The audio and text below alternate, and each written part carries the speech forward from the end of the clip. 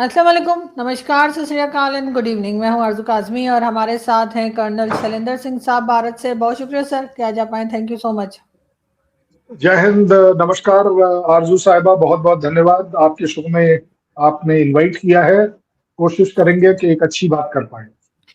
बिल्कुल ऐसा ही है सर। जब भी चाहे वो दो कंट्रीज हों या दो लोग हों जिनकी आपस में कई बार होता है कि लड़ाई हो जाती है, बातचीत नहीं हो रही है, टेंशन हो गई है, अगर उनमें से कोई एक भी बात करना चाहे और दूसरा ना करना चाहे या नाराजगी जो है वो बरकरार रहे, लंबे अरसे तक चले, तो ऐसे में कोई तीसरी पार्टी जो है उससे कांटेक्ट किया जाता है या उसको लाया जाता है, उससे कहा जाता है भाई हमारी लड़ाई खत्म करवा दो, हमारी बातचीत करवा दो। सर कंट्रीज में भी यही होता है। हिंदुस्तान पाकिस्तान के बीच में भी जो टेंशन है उसमें अभी मालदीव्स के प्रेसिडेंट जो है उन्होंने कहा है कि वो बात करा सकते हैं। जैसे ईरान और अमेरिका के बीच में पाकिस्तान आया, तो इसी तरीके से सर कई बार भारत से तो यही आवाज आती है कि हम अपने मामला खुद देख लेंगे। लेकिन सर जब अपने मामला खुद नहीं देख पा रहे, तो आपको क्या लग रहा है कि मालदीव्स के प्रेसिडेंट कोई रोल प्ले कर सकते हैं? इस रीजन के लिए तो सर बहुत इंपॉर्टेंट है कि पाकिस्तान हिंदुस्तान अगर दोस्त नहीं बनते तो कम से कम लड़ाई झगड़ा तो ना रहे। बहुत बढ़िया बात करी आपने। आपकी कंट्री में और मेरे में फर्क इसी बात का है। आप सोच रही हैं कि लोग कंट्रीज के बीच में लड़ाई होती है। मैं सोचता हूँ कंट्रीज के बीच में डिफरेंस ऑफ ओपिनियन होता है, लड़ाई नहीं होती। अगर कंट्रीज के बीच में लड़ाई होती है, इसीलिए आप देख रही हैं कि पाकिस्तान लड़ाई पर है। मैं हमेशा आपके साथ बात करता हूं कि हमारी आपसे कोई लड़ाई है ही नहीं। अगर हमारे आपस में एक डिफरेंस ऑफ ओपिनियन है कि हिस्टोरिकली हम कुछ कह रहे हैं जेएनके के ऊपर, आप कुछ सोच रहे हैं जेएनके के ऊपर, अगर आप मेरे तरह से एक सेकंड को सोचें तो आई डोंट थिंक हमारे बीच में लड़ाई हो सकती है। We can have a difference of opinion. पहली बात, आपने कहा नाराजगी, किस बात की नाराजगी? किस बात की नाराजगी? और सबसे बड़ी बात, ऐसा आपके और मेरे पूर्वजों में कहा जाता था, हिंदुस्तान में कहा जाता, नाराजगी होती किससे है? अपनों से होती है। ये भी आप मानेंगे, ऐसा कहा जाता था। बिल्कुल। तो मुझे नहीं लगता कि मोइज़ो साहब जो हैं उन्हें पाकिस्तान और इंडिया के बीच में या तो लड़ाई दिखनी चाहिए या नाराजगी दिखनी चाहिए। ये हमारी कमजोरी है कि हम लड़ बैठते हैं, ठीक है ना। बट उसके बावजूद हमारे बीच में अभी तक कोई ऐसी लड़ाई नहीं हुई जो 71 लगा लो या उस तरह की बात कर लो, क्योंकि हमने अभी तक इन जो लड़ाइयां हुई हैं उनको हमने ऐसा लड़ाई डिक्लेयर नहीं किया है, रजिस्टर नहीं किया है अपने अपने हिस्ट्री में। आपने कहा थर्ड पार्टी। जब आप और मैं फर्स्ट पार्टी और फर्स्ट पार्टी, आप एक फर्स्ट पार्टी मैं एक फर्स्ट पार्टी, जब हम आपस में कोई चीज रिजॉल्व नहीं कर पाते तो थर्ड पार्टी क्या कर लेगी? आपके सामने आपने एग्जांपल दिया, इसलिए मुझे गलत तरीके से लेना पड़ेगा। ईरान और यूएस के बीच में आपने कहा पाकिस्तान क्या करा?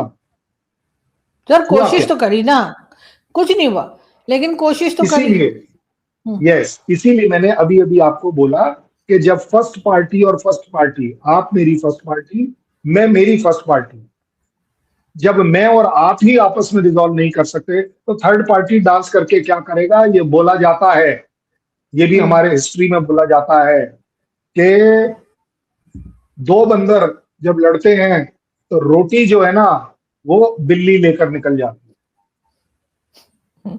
ये हमेशा से प्रूवन है। थर्ड पार्टी जो होगी ना हमेशा बिल्ली की तरह वो काम करेगी और आपका और मेरा बंधन बनाएगी। यूएस इस समय काफी टाइम से बना रहा है, चाइना भी कुछ हद तक दिख रहा है, वगैरह वगैरह। सर ये तो है, सर ये तो है, दो लोगों की लड़ाई में फायदा किसी तीसरे का होता है। मैं तो इसीलिए क्या, मैं अब तो आपने बहुत कहा स्ट्रांगली बिलीव करती हूँ। हाँ, तो आपने कहा कि इंडिया का सोच है कि हम खुद देख लेंगे। मैं चाहूंगा कि पाकिस्तान और इंडिया अपना अपना पार्ट खुद देख लें। अगर आपको लगता है आपकी इकोनॉमी, आपका इंफ्रास्ट्रक्चर, आपका हेल्थ, आपका एजुकेशन, आपकी आवाम, आपकी ओवरऑल डेवलपमेंट इकोनॉमी में सब तरह से अगर आपके लिए टेररिज्म उस तरफ बेनिफिशियल है तो आप करिए। बट मुझे नहीं लगता कि आपकी आवाम इस बात को एग्री करती है, क्योंकि आवाम तो रो रही है कि भाई साहब ये सारी चीजें इसीलिए शायद नहीं हो रही हैं कि शायद हमारा ध्यान भटका हुआ है, दैट इज पाकिस्तान का ध्यान भटका हुआ है टेररिज्म की तरफ, या किसी ने भटका रखा है। वो एक अलग बात है। इसी तरह मेरे यहाँ पर भी जो हम कहते हैं ना हम खुद देख लेंगे, हम एक्चुअली खुद देख ही नहीं रहे। ये मेरी भी गलती है। मैं अब कुछ ही दिनों से आपके साथ ये वाला स्टैंड ले रहा हूं, इससे पहले मैं नहीं लिया करता था कि अगर किसी ने दुश्मनी करनी है, निभानी है, तो यार एक बार निभा ही लो, फिर दोनों मिलके खुद कर लो, सो दैट कम से कम वो थर्ड पार्टी वाला चक्कर ना पड़े। ठीक है ना? अगर एक सेकंड के लिए दोनों साइड की बात कर रहा हूं मैं, अगर पाकिस्तान को लगता है कि इंडिया में टेररिज्म करने से उनको बेनिफिट मिल जाएगा या उनको कोई एक जमीन का कब्जा मिल जाएगा, तो जनाब एक काम करिए, 100-200 नहीं, 10-20 हजार टेररिस्ट तैयार कर भेज लीजिए, आपका दिल भी सेटिस्फाइड हो। और मैं कहता हूं कि अगर हमें लगता है कि पीओजे के हम लेकर ही रहेंगे, तो भाई ठीक है यार, 25-50 हजार की फौज जो है भेजकर देख लो, लड़के भी देख लो, क्योंकि 70 साल से तो ऐसा कुछ हो नहीं पा रहा, बोलते चाहे कोई कुछ भी रहे। अब आती है मोइजो साहब की बात। मोइजो साहब को 2.5 साल बाद याद आया है, बड़ी देर कर दी आते आते, अब जाकर याद आया। क्यों? ये ज्यादा बड़ी बात है। क्यों? कि अगर इंडिया और पाकिस्तान इस रीजन के डिफरेंस ऑफ ओपिनियन पर रहेंगे, एक दूसरे के खिलाफ रहेंगे, एक दूसरे के खिलाफ लड़ाई लड़ते रहेंगे, तो रीजन सफर करेगा। रीजन जरूर सफर करेगा, क्योंकि ये रीजन के जो छोटे कंट्रीज हैं, मालदीव्स ले लीजिए, भूटान ले लीजिए, नेपाल ले लीजिए, श्रीलंका ले लीजिए, टू दी एक्सटेंट इवन मैं तो कहूंगा बांग्लादेश भी ले लीजिए, ये बात अगर आप डाटा के तौर पर देखेंगे तो आप ये जरूर पाएंगे कि ये सभी कंट्रीज इंडिया के एक बहुत बड़े इकोनॉमिक बेनिफिट के भागीदार थे। और इसका प्रूफ दे देता हूं। बांग्लादेश की सबसे बड़ी इंडस्ट्री क्या है? कॉटन इंडस्ट्री, कपड़ा बनाते हैं। दुनिया का सबसे सस्ता कपड़ा बनाते हैं, दुनिया में सबसे ज्यादा कपड़ा बनाते हैं चाइना के बाद, वो एक अलग बात। चाइना को कंपेयर मत करो, एज अ नॉर्मल बात।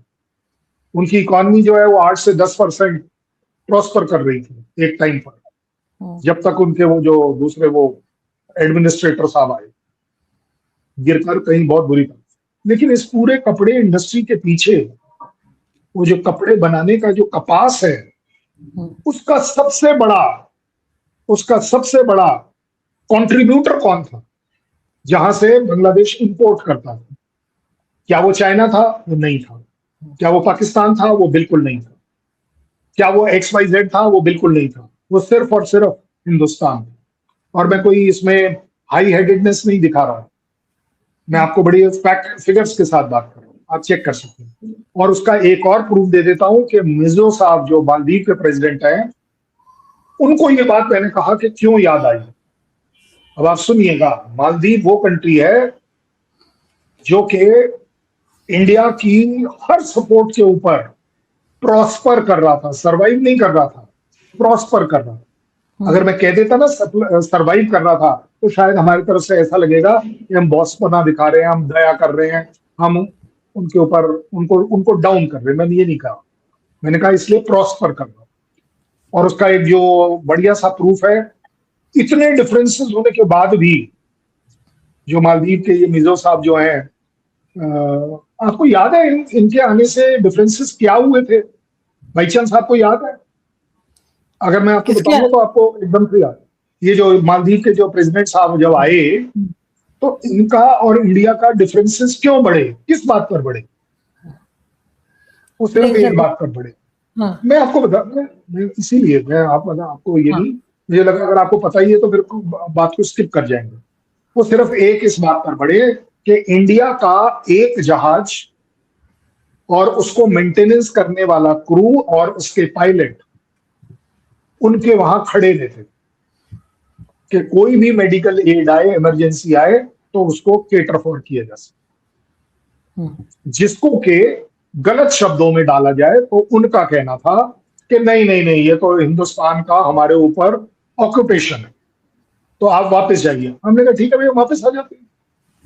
अब आपके यहाँ जब आंधी तूफान आएगी और जहाज नहीं होगा, जो मेडिकल एड नहीं हो पाएगी, सर्च एंड रेस्क्यू मिशन नहीं हो पाएंगे, टाइमली चीजों को आप नहीं कर पाएंगे, तो आप अपने आप रियलाइज करेंगे तो 2-4 महीने तो चल जाती है गाड़ी, बट लॉन्ग रन में पब्लिक फिर डिमांड करती है कि जनाब जो पहले फैसिलिटी थी, अब जैसे अगर आपके यहाँ की बात करूं, आपके ट्रेडर्स को पूछिए, वो टमाटर वाले ट्रेडर्स, उनको पूछ लीजिए कि उनका टमाटर पर क्या भाव है क्या नहीं है।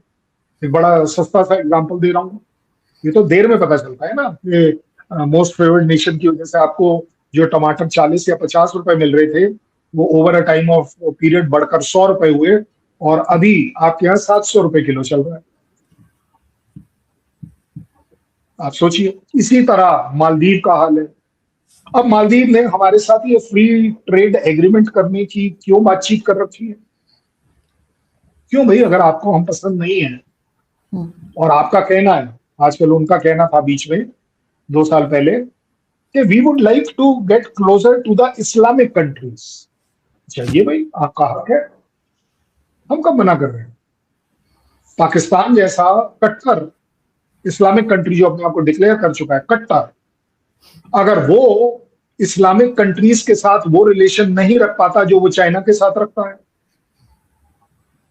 तो इसका मतलब ये गलतफहमी पालना कि अगर मेरे रिलेशन इस्लामिक कंट्रीज पर होंगे तो वो मेरे कंट्री के लिए बेटर होंगे, ये सर हम प्रूव नहीं है। कट्टर इस्लामिक कंट्री नहीं, कट्टर इस्लामिक कंट्री आप ईरान और अफगानिस्तान को तो कह सकते हैं, पाकिस्तान को नहीं कह सकते। इस्लामिक रिपब्लिक ऑफ पाकिस्तान मेरा नाम नहीं है। जिस कंट्री ने अपना नाम इस्लाम पर रखा हो, मैं इस पॉइंट ऑफ व्यू से कह रहा हूं, मैं क्रिटिसिज्म से नहीं बात कर रहा हूं। इस्लामिक रिपब्लिक ऑफ पाकिस्तान किसी का नाम है, इसलिए वो कंट्री अपने आप को इस्लामिक डिक्लेयर कर चुका है, मैं है, इसलिए बोल लेकिन रहा हूं। सर कट्टर नहीं है। कट्टर और चीज होती है सर। कट्टर तो जैसे अफगानिस्तान है, या जैसे ईरान में सख्तियां हैं सर, वो वाली नहीं है सर। हम तो उतना नहीं, उतना सख्ती इस्लाम लेके चलते हैं जितना हम अफोर्ड कर सकते हैं सर। जहां हमें लगता है कुछ थोड़ी कश्ती डूबने लगी है, वहां हम बाहर निकल आते हैं। हमारा इस्लाम हाँ, थोड़ा तो मैं इधर उधर हो सकता है। नहीं, तो आपका इस्लाम फ्लेक्सिबल है, फ्लूइड है, डायनेमिक है, वो तो अच्छी बात है, बुराई कोई नहीं है। लेकिन मेरा जो एग्जांपल देने का तरीका था वो ये था कि इस्लामिक कंट्रीज के साथ अगर किसी को, ये जैसे मालदीव को ढूंढ रहे हैं, तो पाकिस्तान एग्जांपल है कि भाई साहब उसको वहां से वो बेनिफिट नहीं मिले जो चाइना से मिले।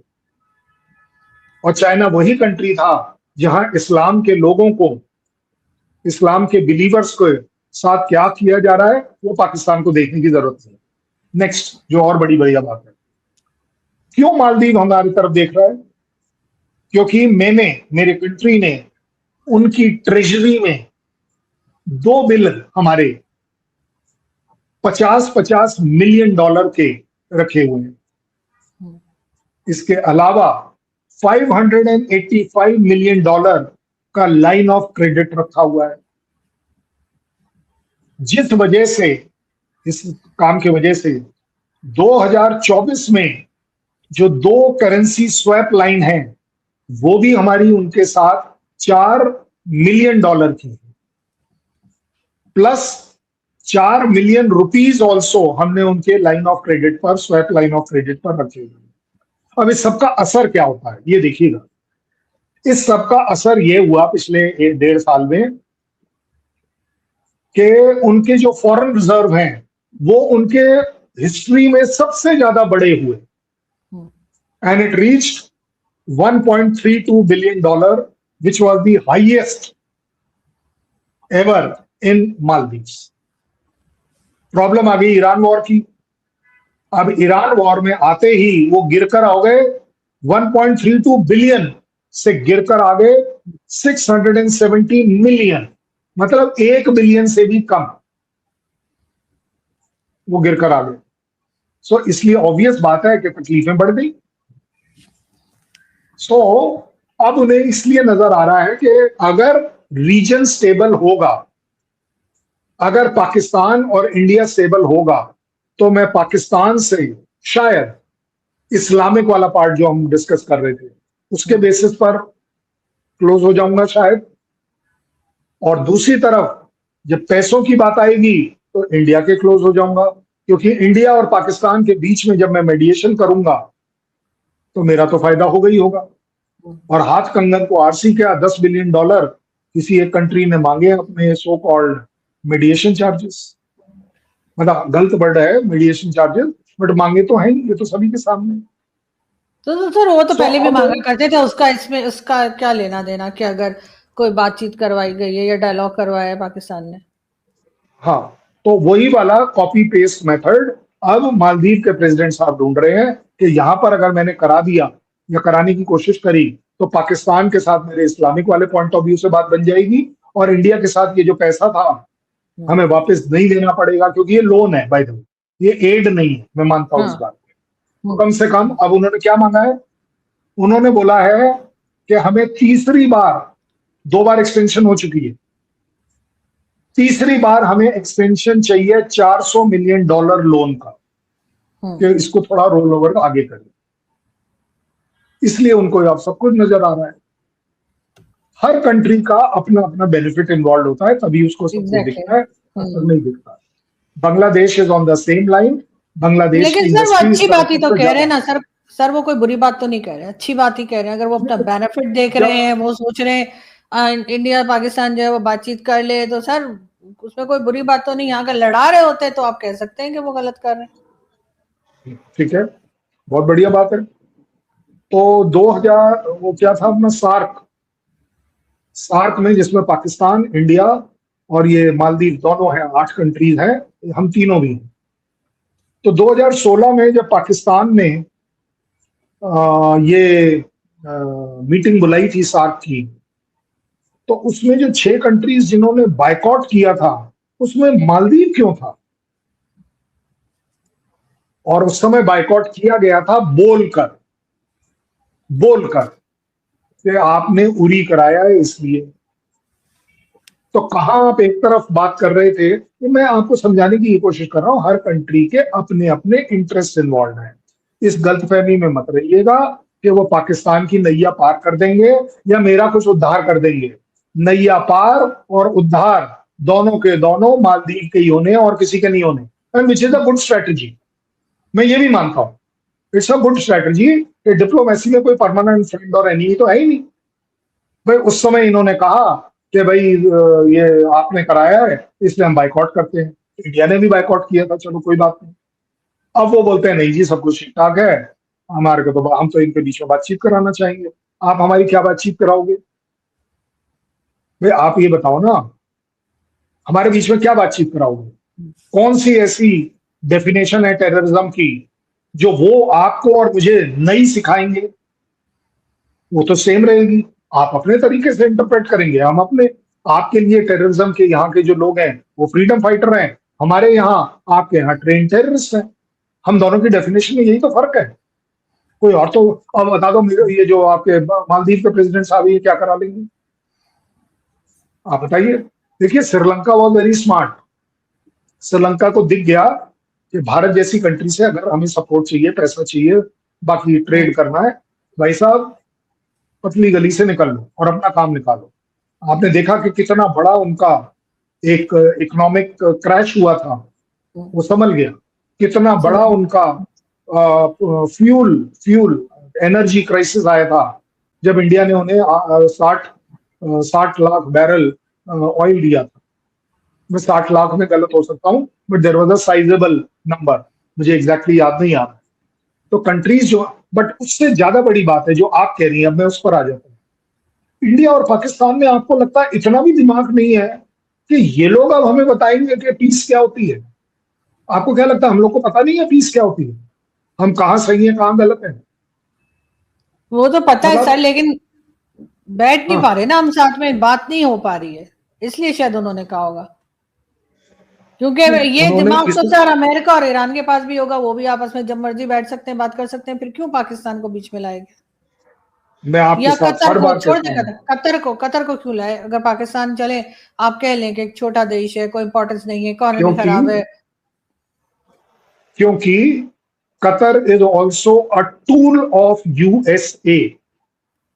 जिस कंट्री में यूएसए के बेसिस हों वो कंट्री उस कंट्री के खिलाफ नहीं जा सकती, आपको ये मानना पड़ेगा लॉजिकल, ठीक है ना? इसलिए मैं कतर को भी समझता हूं कि कतर जो है वो यूएस के कहने पर चीजें करता है, पाकिस्तान जो है वो यूएस के कहने पर चीजें करता है। सीधी सीधी बात कर रहे हैं। मेरे केस में आप ये नहीं बोल पाएंगी कि मैं रशिया के कहने से कुछ करता हूं, मैं इजराइल के कहने से कुछ करता हूं, मैं यूएस के कहने से कुछ करता हूं। मैं यूएस के कहने से शायद कुछ कर भी रहा हूंगा, कुछ part, but it is never ever visible कि इंडिया स्ट्रेट अवे। क्यों? क्योंकि वहां आपकी बात आ जाती है कि इंडिया का फर्म बिलीफ है कि हम यूएस और ईरान की लड़ाई के बीच में थर्ड पार्टी नहीं आ सकते, हम गाजा और इजराइल के बीच में थर्ड पार्टी नहीं आ सकते, हम रशिया और यूक्रेन के बीच में भी थर्ड पार्टी के तौर पर नहीं आ सकते, क्योंकि डिफरेंसेस उन कंट्रीज के हैं, उन कंट्रीज को ही सॉल्व करना है। आपके और मेरे बोलने से एक्चुअली कुछ सॉल्व नहीं होता।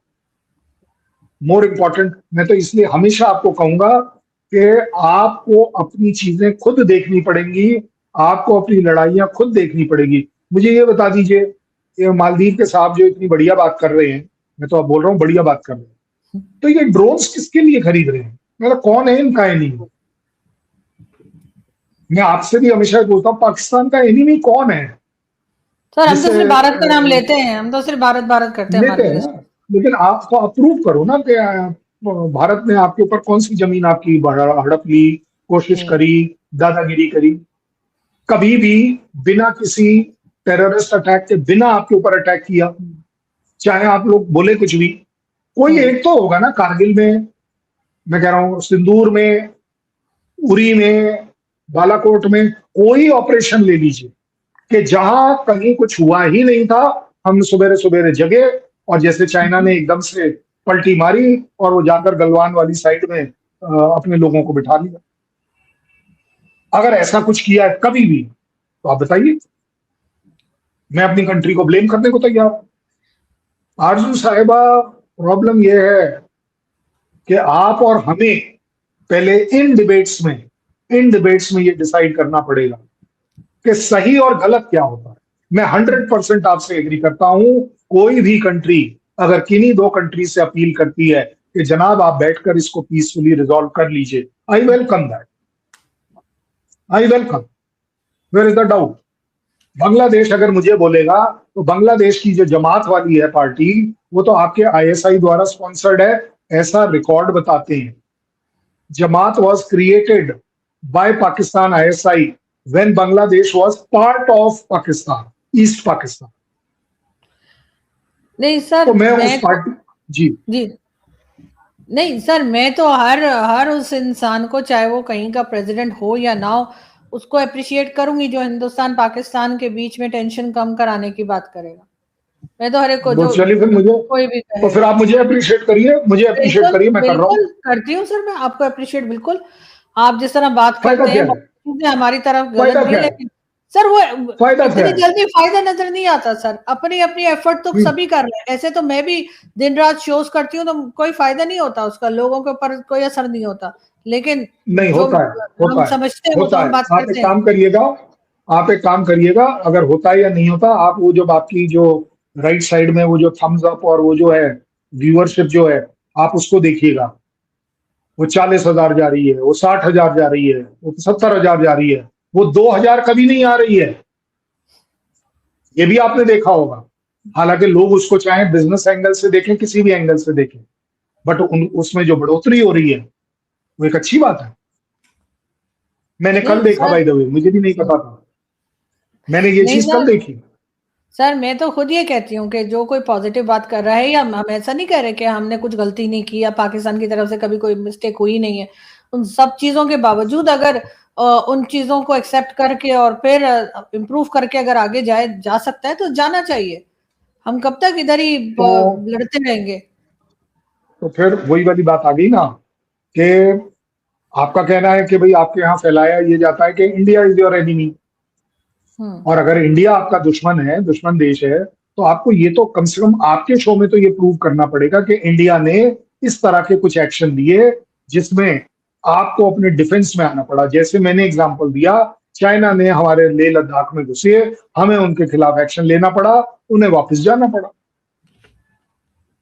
आपके सामने सर हमारे पास तो ऐसा कुछ नहीं है। हमारे यहाँ तो वो एयर मार्शल अजहर खान साहब ने भी कहा था सारी वॉर्स जो है वो पाकिस्तान ने स्टार्ट की, तो वो तो सर है हमारी एक वीकनेस है। लेकिन आगे सर हम पास्ट को तो नहीं बदल सकते, लेकिन हम फ्यूचर को तो बेहतर कर सकते हैं। मैं उस point of very view good, very good. आरजू साहिबा फंस गई, क्योंकि आपने फ्यूचर में, अभी अभी हमारे साथ एक आपके बहुत बड़े थिंक टैंक के बॉस हैं, उनका कहना था कि आप पता है डैम को उठा देने, फाड़ देने, पाड़ देने हैं, मतलब वो फ्यूचर की बात कर रहे हैं। दूसरा बंदा कहता है आप हाथ काट देने, ओ माय गॉड भाई तू हाथ काट लेगा। तीसरा कहता खून की नदी बहा देनी। ये तो सब फ्यूचर की बातें हो रही है ना। आप बताइए, आप ही तो कहना है फ्यूचर, पास्ट मैंने छोड़ दिया, मैंने छोड़ दिया पास्ट, एक दिन पुराना पास्ट भी छोड़ दिया। चलिए एक काम करते हैं, मैं ये तीनों की तीनों अपील आपके लोगों की, वो डैम फाड़ देंगे, वो खून की नदी भिगा देंगे, वो हाथ काट देंगे, इन तीनों को भी मैंने छोड़ दिया, क्योंकि ये कल से पुरानी बात हो गई, बेकार बात हो गई। ठीक है ना। कोई एक बात बता दीजिए जो आगे आप करेंगे अच्छी, चलिए उस पर डिस्कस कर लेते हैं। उनको छोड़ दीजिए, आप बता दीजिए फ्यूचर की नहीं एक सर, अच्छी स्टेप। मेरा ख्याल है सर कि अगर मेरे कंट्रोल में होता है, जो कि नहीं है ऑब्वियसली, तो डेफिनेटली ये हाफिज सईद, मसूद अजहर, इस तरह के लोगों को तो अगर भारत के हवाले ना भी किया जाता, तो कम से कम ऐसी सजा तो दी जाती कि भारत को लगे कि हाँ अब हम इस तरह के लोगों को सपोर्ट नहीं कर रहे, ये हमारे हीरोज नहीं है। आप ये किया जा सकता आप था। यही आप यही गलत हैं। पाकिस्तान के कैरेक्टर में ये गलती है कि हमें ये दिखाना चाहिए। दिखाना क्यों है? जस्टिस करो ना भाई। अगर कोई आदमी किसी भी वजह से कहीं का गुनाहगार है और आपके यहाँ जस्टिस सिस्टम में निकल कर आता है, हमें किसी को क्यों दिखाना है भारत को कि लो जी हमने इसको टंगा दिया या लिटा दिया या पिटा दिया? क्यों? और जहां पर क्योंकि बात आई है सर ख्याल की, जब तक जी, दिखेगा नहीं, कोई बिलीव नहीं करेगा ना कि उसके उसके ऊपर एक्शन हुए। लोग यही समझेंगे कि वो आराम से। मैं ये कह रहा हूं ना, तो आप अपने आप को दिखाइए ना, अपनी आवाम को दिखाइए, अपनी कंट्री को दिखाइए। अगर आप दूसरों को दिखाने लगे, तो जो आप लकीर की बात कर रहे हैं, इसका मतलब आप दूसरे की लकीर के हिसाब से चल रहे हैं। मत चलिए। और उसमें भी सबसे बड़ी बात मैं कर रहा हूं, आपने कहा ख्याल, ये आपका अपना ख्याल है। मैं चाहूंगा आरजू साहिबा, इस ख्याल वर्ड को हटा दीजिए, क्योंकि ख्याल जो है अगर आप करने लगी तो प्राइम मिनिस्टर तो टाइम पास करेंगे। ये सब करना उनका काम है। ख्याल, आप और मेरे लेवल पर हम वो बातें करते हैं जो स्ट्रेट अवे हो सकती है। जैसे कि बिल्कुल आपका सोच है कि अगर अगर किसी टेररिस्ट को जस्टिस दिया जाए पाकिस्तान के रूल्स के हिसाब से, तो वो ह्यूमैनिटी के लिए अच्छा है, इंडिया के लिए ऑटोमेटिकली अच्छा होगा। इंडिया डिसाइड करे।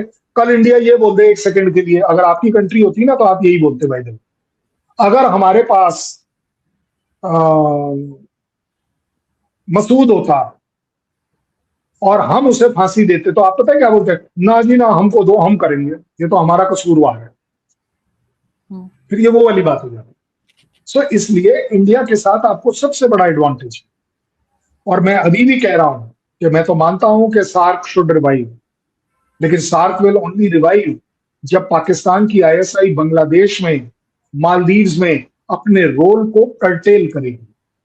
अभी आपके यहाँ कल एक पीओके में बंदा पकड़ा है ना, कल शाम को, जिसको आप लोग प्रोपोगंडा के तौर पर दिखा रहे हैं बड़ा तगड़ा।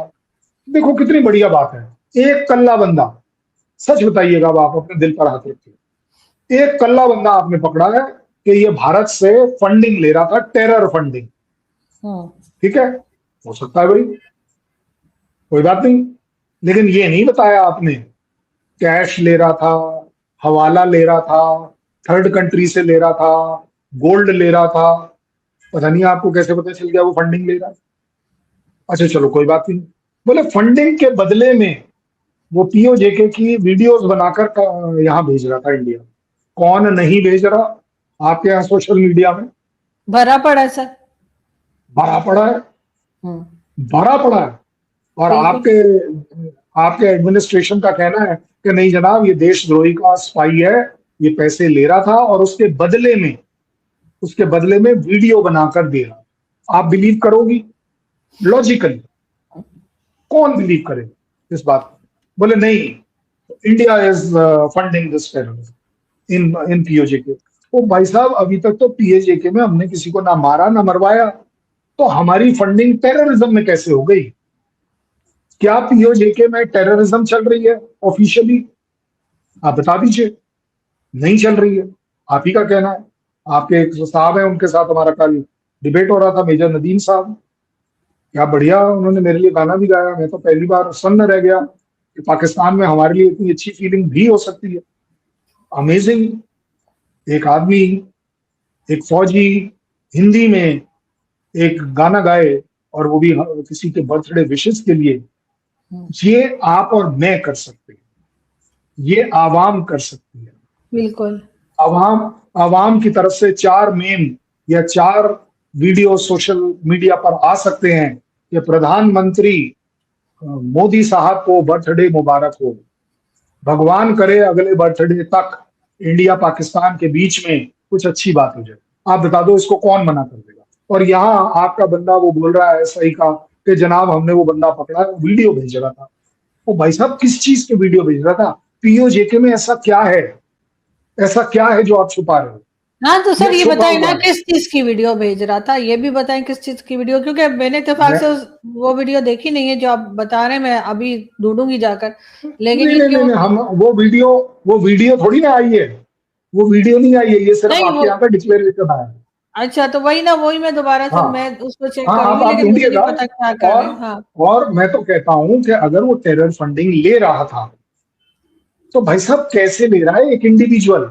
अगर आज मैं बोलूं कि आरजू साहिबा आप मेरे से 100 रुपए लीजिए, चलिए मुझे 2-3 तरीके बताइए आप कैसे लेंगी मेरे से। या तो आप अपने अकाउंट में लेंगी, या मैं आपको, क्योंकि आपके यहाँ हमारा यूपीआई चलता नहीं है इसलिए यूपीआई से हो नहीं सकते। आपके यहाँ अगर बहुत ज्यादा बोलने की जरूरत है, अगर हवाला डीलिंग अगर है, तो वेल वो तो फिर आप ही के सिस्टम की कमजोरी है कि आप ज्यादातर काम हवाला पे करते हो, इसलिए आपके यहाँ हवाला हो सकता है। इसके अलावा और क्या तरीका है टेरर फंडिंग का? नहीं सर और इंडिया और इंडिया इतना बेवकूफ होगा कि हम डायरेक्टली आरजू काजमी को टेरर फंडिंग का पैसा भेजेंगे? अरे यार, भेजना होगा किसी 3 कंट्री दाएं और 5 कंट्री बाएं से भेजेंगे, अगर भेजना होगा। आप ही बताइए। सो ये जो एजेंडा जब चलते हैं, इसके खिलाफ आपको, मुझको, हमारी आवाम को खड़ा होना पड़ेगा। मैंने कल बाय द वे नोटिस किया कि कल एक पर्टिकुलर टाइम पर किसी 257 पीपल व्यूड माय प्रोफाइल। ठीक है ना? 257 में से 256 वर पाकिस्तानी।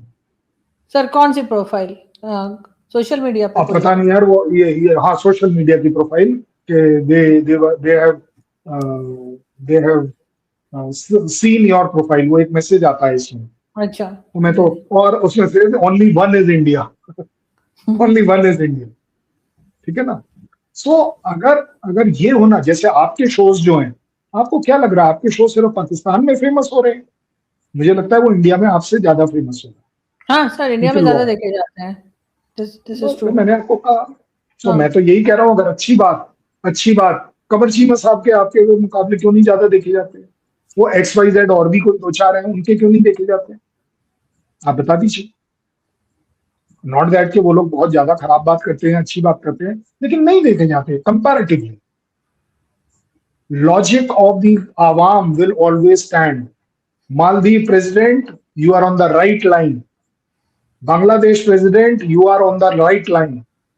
इकोनॉमिक इंटरेस्ट आपके सबसे सुप्रीम होने चाहिए, और उसके आगे अगर किसी के आगे हाथ जोड़कर काम करवाना पड़े, इसमें बुद्धिमता है, इसमें कमजोरी नहीं है, इसमें बिल्कुल कहीं से ऐसा भी ही कमजोरी नहीं। सर। कभी ना कभी आई विश के हिंदुस्तान पाकिस्तान के टर्म्स ठीक हो जाए। अगर बहुत दोस्ती नहीं तो कम से कम वो लड़ाई झगड़ा तो टेंशन तो ना रहे, तो वो शायद कभी जिंदगी में हो जाए। हम पता नहीं हमारे बाद होगा, मुझे तो ऐसा लगता है कि हमारी जिंदगी में तो नहीं हो पाएगा, लेकिन हम कोशिश फिर भी करते रहेंगे। बहुत शुक्रिया ये सर। गारंटी है कि आपकी ये गारंटी है कि आपकी जिंदगी में जरूर होगा। नहीं सर, मुझे आप लगता इधर है उधर मेरी मत बहुत जाइए। लंबी लाइफ नहीं, नहीं सर मुझे नहीं लगता मेरी बहुत लंबी नहीं लाइफ है, लेकिन हाँ ये नहीं जरूर नहीं है नहीं। कि मुझे आपके पास प्रॉब्लम ये है कि आपकी लंबी लाइफ आपके कंट्रोल में नहीं है। वो जो आवाम है आपकी, और वो जो आवाम है, वो जो फैन क्लब है इंडिया का, वो इतनी ज्यादा आपके लिए चाहत रखता है कि वो नहीं चाहता कि हम 20-25 साल रखें। वो चाहता है कम से कम 60-70 साल और चलनी चाहिए गाड़ी, सो दैट कम से कम वो शांति से रह पाए।